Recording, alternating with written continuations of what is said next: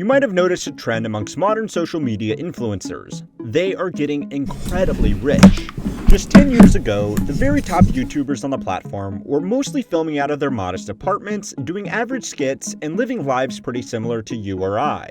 Almost all of them had regular day jobs and posted to the internet because they found it fun, or at the very most, because it could earn them a little extra side money. Contrast that with today, where some influencers have the same reach, notoriety, and income as top athletes, singers, and movie stars. As this new breed of celebrity has grown even wealthier, they have been able to broadcast even more elaborate content, whether it be showing off their new mansion, giving away millions of dollars to strangers, or simply spending more money on the production of their videos. But this whole ecosystem is predicated on something of a marketing gold rush. It is a unique and delicate blend of circumstances that made houses like this possible, and that easy money situation is coming to an end faster than these people might expect. So it's time to learn how money works to find out how the influence bubble will pop and what it will mean once it does. In the late 2000s, companies had a problem. A key demographic for consumer goods, people between the ages of 18 and 35, were becoming harder to place into neat little marketing buckets. If you can't pin down the specific preferences of a group, they are very hard to market towards. And to make matters worse, younger people were watching less television and listening to less radio, which were, at that point, the foundation of consumer advertising.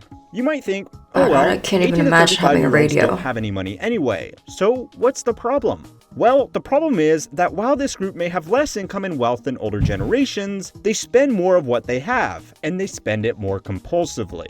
They do this because most of them are not yet burdened with financial responsibilities of raising a family of their own and are making their own money for the first time in their lives. So, accessing this demographic was hard, but potentially very lucrative. Fortunately for the marketers around the world, a new group of pseudo-celebrity was being formed on microblogs and the early video sharing sites of the internet. These people were perfect for brands who wanted to tap into this difficult market of consumers. The marketeer's job was easy. Their consumer base was already compartmentalized by interest. If you wanted to appeal to young mothers, work with young mommy bloggers. If you wanted to sell tools, give a video mechanic a set for free to use on their new fancy YouTube channel. This all got even easier when companies like YouTube introduced advertising features that allowed marketeers to bypass a direct relationship with the creator entirely, and instead choose from a wide variety of parameters to show their ads using AdSense and other similar offerings. Internet influencer marketing was also really cheap.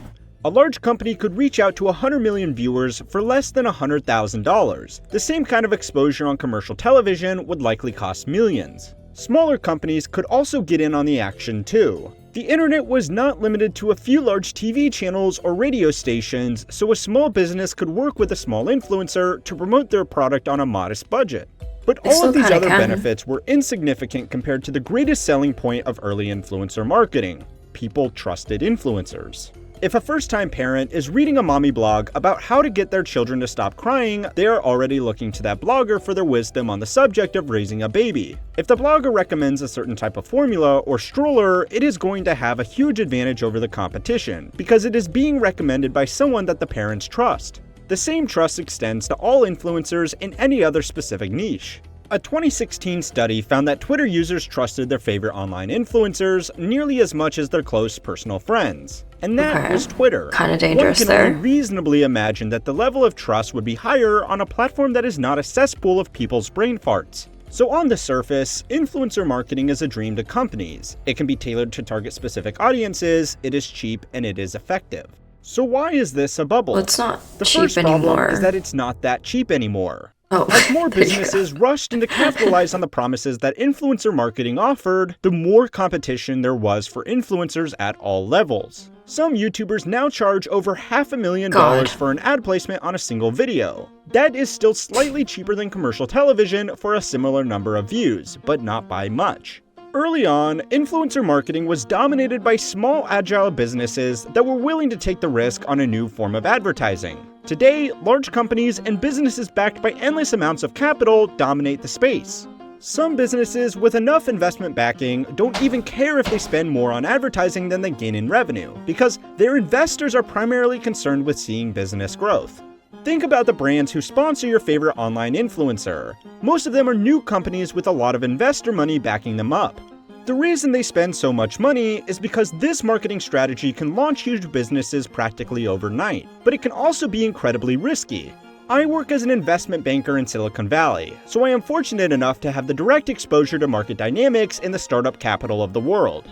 Let me tell you firsthand that the investment appetite for direct-to-consumer businesses is starting to wane. The channel Modern MBA did a great video on these businesses, so I will leave a link to his video below for anybody who is interested in learning more. If these businesses fail to raise fundraising, then they won't exist to pay millions of dollars every month to influencers across the internet. For now, it's hard to say if or when this will happen, but with increasing interest rates and a slew of high-profile business failures weighing on investors' minds, easy money might not be as easy to come by for the businesses which have been propping up the influencer bubble.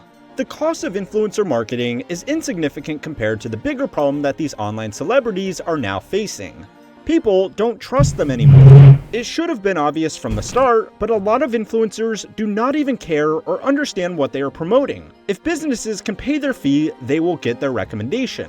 I am now a YouTuber, and I can tell you from experience that the hardest part about working with sponsors is simply finding businesses that I feel comfortable promoting. My good friend Richard over at The Plain Bagel was once offered $30,000 to do just one video on a cryptocurrency. Richard obviously declined that offer because it was an obvious pump and dump scheme, but many influencers wouldn't. Richard's channel has just over 500,000 subscribers, so one can only imagine how much these shady operations are offering people with audiences of millions of younger, more impressionable viewers. There have been countless scandals surrounding influencers that have been caught advertising to children, promoting failed music festivals, and pumping and dumping crypto projects over and over and over and over again.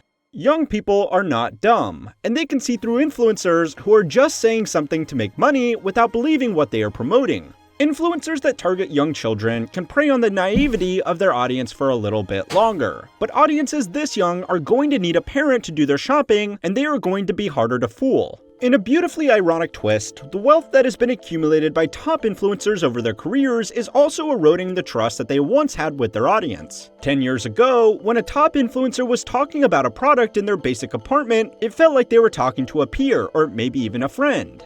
Now, as David Dobrik dances around his LA mansion talking about SeatGeek, he just comes across as a celebrity sponsor. People like this struggle to genuinely recommend products because they are so wealthy and famous that they no longer need them. Do you think David needs to get his concert tickets on the resale market, or do you think that he gets invited to these events before tickets even go on sale? Some of the savvier influencers will try very hard to convey an image of a normal lifestyle, and maybe that's because they don't care for an ostentatious display of material wealth, or maybe that's because that they know that it helps them better to connect with their audience. It does. The clear divide between an online friend and an online celebrity was only accelerated during early lockdowns. This shit show, coupled with the distasteful messaging of being #InThis saw a rapid decline in the public's interest in influencer marketing. Now, not only are consumers losing trust in influencers, but so are businesses. If a business uses an influencer as a spokesperson for their product, they become inextricably linked to that person's reputation.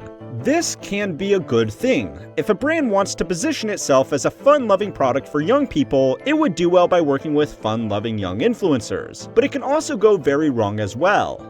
Online influencers are far riskier to align with a brand than traditional celebrities. Traditional celebrities only really appear in carefully curated settings where their managers get to make sure they don't say anything out of line. And even if they do, it is likely to get cut out before being released to the public. Influencers, on the other hand, make their living by broadcasting their entire lives on the internet. The good, the bad, and the ugly. Eventually something bad is bound to happen.